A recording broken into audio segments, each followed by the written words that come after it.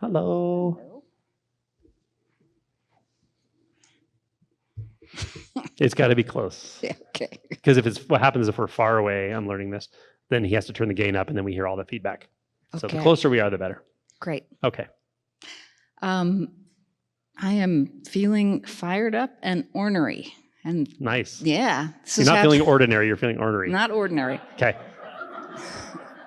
This has happened before in retreat, and I think I remember you bringing me down a notch or two on it, but you spoke yesterday with a gentleman about, studying the Dharma, and what does the Dharma mean to you? And your explanation of impermanence as it relates to the Dharma was like, it really hit me at a heart level. And of course, I know the Dharma, I've got sutras memorized, I've got Four Noble Truths, all that. But for some reason, it really hit me hard. And I started reflecting, like, existential, kind of wide aperture questions. I've had a lot of losses. My husband had his second heart incident. My precious dogs died. My practice is kind of winding down after 35 years. So I can just see the end over the next mountain. You look out the window, you see these beautiful rolling mountains. I can just see it. It's right there. And I start to question, what is the purpose of this? I mean, we're born into this simulation, matrix, whatever, Plato's cave. And in order to survive in this form, we have to solidify things and learn where things are going to be so that we can survive, right? And then as life goes on, you realize that making those assumptions is the cause of suffering. And countless people over 35 years I've helped with their suffering. I know they're suffering. Life is suffering, right? It just isn't, it's not making any sense anymore to me. I don't get it. Why should we be here to suffer and to not be able to rely on anything? And what is the purpose? Where are we heading? What is the purpose of meditating? So it's all out the window for me now. That's good. Which part of it makes you angry? That it feels like a cruel hoax to be put into this life where suffering is ubiquitous, and counting on anything to be there the following day is what causes suffering. I mean, that's... Okay. Come on. Hold on to this mug. Uh-oh. Feel it. Feel it. Put your hand on that. You don't want me to throw it at you? Don't throw it. No, okay. How does that feel? Cool. Does it feel like suffering? I mean, just the sensation of it. Before you turn it into anything. No. No. How does your foot feel on the floor? The sensation of your foot on the floor, is that suffering? Is there suffering there? Mm-mm. Is there a world there? Most likely, but I can't count on it being there for long. What makes you think there's most likely a world there? I'm just talking about the sensation, by the way. Because my sense of touch is telling me there's something under my foot. Okay. The statement, my sense of touch is telling me there's something under my foot. Can you find that in the actual sensation? Can I find that where? In the sensation. Or is that thought? No, that's thought. Yeah, I know there's a lot of thought and belief here. So no, that's okay. I get it. Well, I know you know that, but this is a direct investigation. So in that sensation, what we call the foot touching the floor, still in the sensation, is there suffering there? No.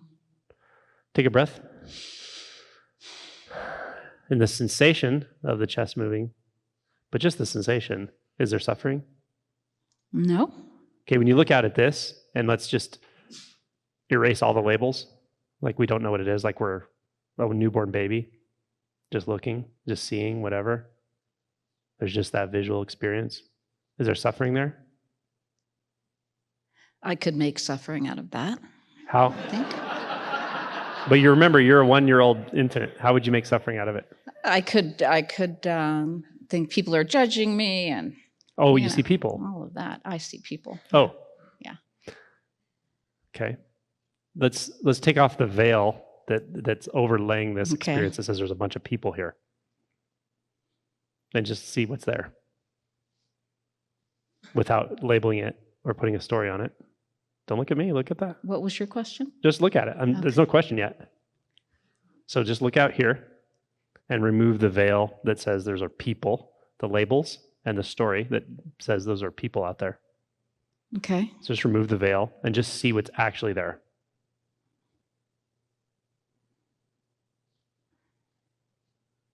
Is there suffering?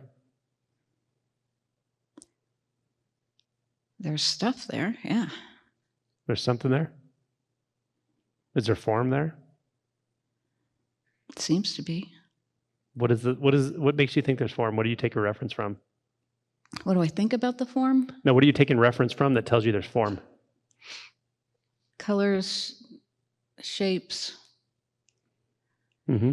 movement. So I see colors, shapes, and movement. I don't find anything that tells me there's form in the colors and shapes and movement. No? Nothing. Form is a thought. Okay. Form is a concept. So I just have to get rid of my thoughts. And You have to get rid of them. Nope. You have to do what I'm doing right now. Okay. I'm literally walking you through.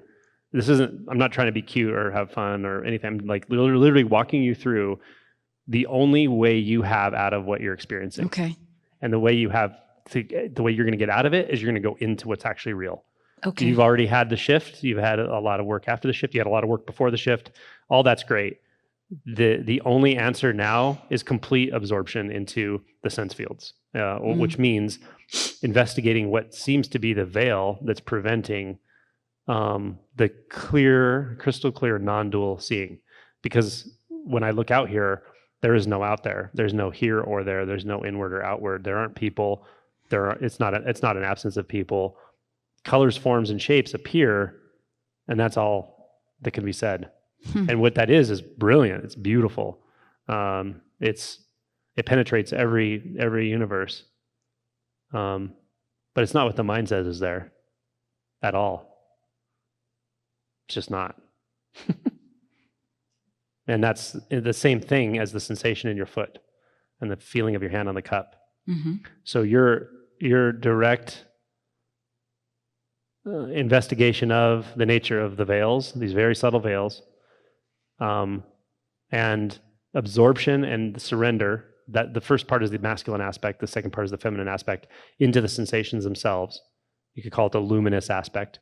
If you kind of just keep looking out here and just letting those colors and forms just overtake you like an ocean, it's just an ocean of experience. Mm-hmm. There's no here or there to it.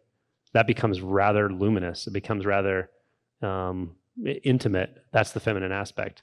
And when yes? What did you say the last part? The feminine aspect is okay. rather luminous or radiant. And when the feminine aspect and masculine aspect are seen clearly, experientially not to be two, that's kind of like when magic happens. It opens every channel. It destroys every obstruction. And this isn't far away for you. I know your mind is back there going, oh, sure, easy for you to say, Angelo. Trust me, I've seen it happen many, many, many times to people. A year or two after awakening, you just keep doing what I'm saying, looking into this in the way I'm talking about, and trusting the sense fields. Okay. Yeah. And if the rage is there, let it be there. Do whatever you need. You know all the things. I don't need to tell you any of that. There's somatic things you can do. There's inquire. You can do all that stuff. But what I'm telling you, where the solution to this is sense fields. It is. Yeah. So you're saying that when I am able to do that more consistently, I won't have those thoughts about. Well, it won't even be you doing it. The absorption will just continue to deepen itself. Also, there's a sort of switch over here from the feeling and overall orientation of being the practitioner, the one doing, to actually approaching all of this, the presence I'm talking about, from a place of complete, absolute spontaneity and surrender. Okay. It just comes alive more and more and more. And then the question will It's right here. become a non-question. Yeah. Right? Yep. See it? Yep. Right? There you go. Okay. And Kogan, do you agree? He agrees. Okay. That's All right. it. You got this. Okay, you say so. Thank you. You're welcome.